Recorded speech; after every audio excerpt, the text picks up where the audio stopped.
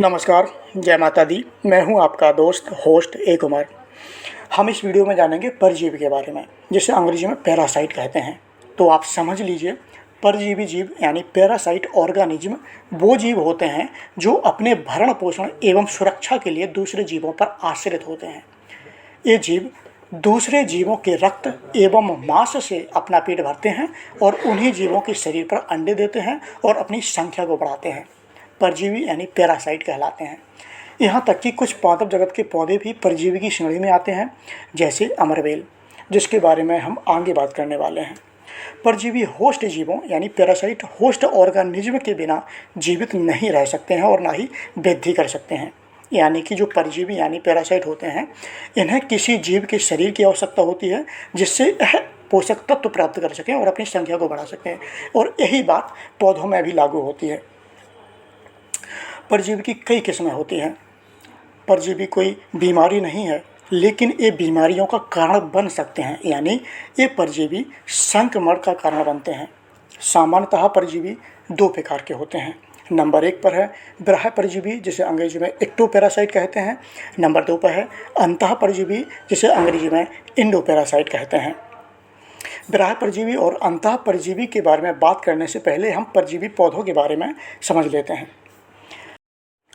परजीवी पौधे यानी पैरासिटिक प्लांट्स, ऐसे पौधे जो किसी अन्य वृक्ष के ऊपर उगे हों या उन पर आश्रित हों, परजीवी कहलाते हैं। परजीवी पौधों में सबसे अच्छा उदाहरण है अमरबेल। अमरबेल पादप जगत की एक प्रकार की लता है जो बबूल, कीकर, बेर या अन्य किसी पेड़ के ऊपर एक पीले जाल के रूप में लिपटी रहती है। अतः अमरबेल किसी अन्य पेड़ पर निर्भर होती है और उसी पेड़ से पोषक तत्व प्राप्त करती है। मोटा मोटा समझ लीजिए, जिन पौधों में पर्णहरित यानी क्लोरोफिल नहीं होता है, वे अपना भोजन स्वयं नहीं बना सकते। ऐसे पौधे अपने भोजन के लिए अन्य पौधों पर निर्भर करते हैं। अतः ऐसे पौधे जिनमें पर्णहरित यानी क्लोरोफिल नहीं होता है, वह जो है परजीवी कहलाते हैं। अब बात करते हैं बाह्य परजीवी के बारे में। जैसे कि मैंने शुरुआत में ही बताया है कि सामान्यतः परजीवी दो प्रकार के होते हैं। एक है बाह्य परजीवी और एक होता है अंतः परजीवी। तो सबसे पहले समझिए नंबर 1 पे बाह्य परजीवी के बारे में, जिसे अंग्रेजी में एक्टोपैरासाइट कहते हैं। बाह्य परजीवी जीव वो जीव होते हैं जो जीव के शरीर पर अस्थायी या स्थायी रूप से रहते हैं। बाह्य परजीवी यानी एक्टोपैरासाइट कहलाते हैं, जैसे जूं, खटमल, पिस्सू इत्यादि। अब बात करते हैं नंबर 2 पे अंतः परजीवी की, जिसे अंग्रेजी में इंडोपैरासाइट कहते हैं। तो आप समझ लीजिए, अंतः परजीवी वह जीव है जो किसी अन्य जीव के शरीर के अंदर रहता है और उसी से पोषक तत्व प्राप्त करता है। अंतः परजीवी यानी इंडोपैरासाइट कहलाता है, जैसे प्रोटोजोआ, कृमि, कृमि को अंग्रेजी में हेलमिंथ्स कहते हैं इत्यादि। सबसे पहले समझिए परजीवी प्रोटोजोआ। प्रोटोजोआ एक कोशिकीय जीव होते हैं। ये परजीवी दूषित भोजन और पानी, व्यक्ति से व्यक्ति के संपर्क और कीड़े के काटने से फैल सकते हैं। कीड़े यानी मच्छर, मक्खी इत्यादि। अगर बात करें परजीवी प्रोटोजोआ से होने वाली रोग की, तो जैसे मलेरिया, पेचिस या अमीबियासिस, कालाजार जिसे अंग्रेजी में ब्लैक फीवर कहते हैं इत्यादि। सबसे पहले समझिए मलेरिया को। मलेरिया जो है एनाफिलीज मच्छर के काटने से होता है। एनाफिलीज मच्छर जो है प्लाज्मोडियम परजीवी प्रोटोजोआ से संक्रमित होता है, और जैसे ही एनाफिलीज मच्छर हमारे शरीर पर बाइट करता है, तो प्लाज्मोडियम परजीवी प्रोटोजोआ हमारे शरीर में कोशिकाओं के माध्यम से इंटर कर जाता है और हमारे खून में उपस्थित रेड ब्लड सेल यानी लाल रक्त कोशिकाओं को प्रभावित करता है, जिससे हमारा शरीर मलेरिया जैसी गंभीर बीमारी से ग्रसित हो जाता है।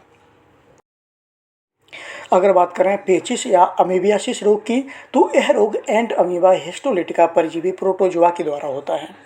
वहीं बात करें कालाजार यानी काला बुखार की, तो यह जो रोग है वह प्रोटोजोआ परजीवी लीशमीनिया डोनोवानी के कारण होता है। एक मक्खी है जिसका नाम है बालू मक्खी और इसे अंग्रेजी में सैंड फ्लाई कहते हैं।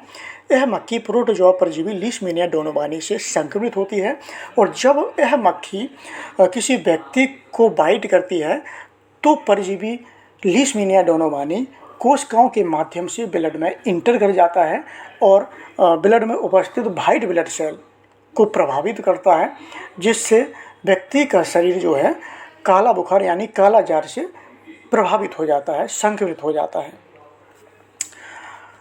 वहीं बात करें अगर कृमि की, जिसे हेलमिंथ्स के नाम से जाना जाता है, तो यह बहुकोशिकीय बड़े माइक्रो परजीवी होते हैं। इन्हें पेट का कीड़ा भी कहते हैं। यह व्यक्ति के पाचन नाल में पाया जाता है। ये परजीवी मानव शरीर में मल्टीप्लाई या डिवाइड नहीं हो पाते हैं, ये मल के जरिए बाहर निकल जाते हैं। इनमें हुकवॉर्म और एस्केरिस लंबिकोइस इत्यादि परजीवी शामिल हैं।